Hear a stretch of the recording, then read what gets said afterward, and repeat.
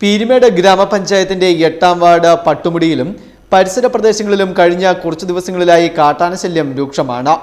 കാടിറങ്ങി ജനവാസ മേഖലയിലേക്ക് ഇറങ്ങുന്ന ആനകൾ പ്രദേശവാസികളുടെ സ്വൈര ജീവിതത്തിൽ തന്നെ പ്രതിസന്ധി സൃഷ്ടിക്കുകയാണെന്നും കൃഷിദേഹങ്ങളെല്ലാം നശിപ്പിക്കുകയാണെന്നും നാട്ടുകാർ പറയുന്നു. പീരുമേട് ഗ്രാമപഞ്ചായത്തിന്റെ 8ാം വാർഡാണ് പട്ടുമുടി. ഈ മേഖലയിലും 55ാം മൈൽ ഭാഗത്തുമായി കഴിഞ്ഞ 2 ആഴ്ചയായാണ് കാട്ടാനകൾ ജനവാസ മേഖലയിൽ ഇറങ്ങി വ്യാപകമായി കൃഷി നശിപ്പിക്കുന്നത്. ജനങ്ങളുടെ സ്വൈര ജീവിതത്തിൽ തന്നെ കാട്ടാനകൾ വലിയ പ്രതിസന്ധിയാണ് സൃഷ്ടിക്കുന്നതെന്ന് പീരുമേട് പഞ്ചായത്ത് അംഗം ബിജു ജോർജ് പറഞ്ഞു.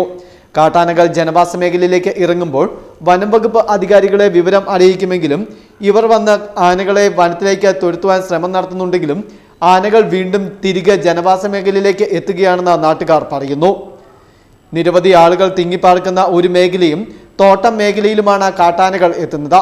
ഇതുമൂലം തൊഴിലാളികൾക്ക് തോട്ടത്തിൽ പണിയെടുക്കുവാൻ പോകാനോ സ്വൈര്യമായി കുട്ടികളെ സ്കൂളിലേക്ക് വിടുവാനോ കഴിയാത്ത സാഹചര്യമുണ്ടെന്നും നാട്ടുകാർ പറയുന്നു.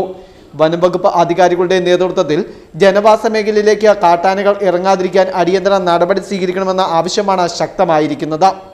Fest news, Mundakayam.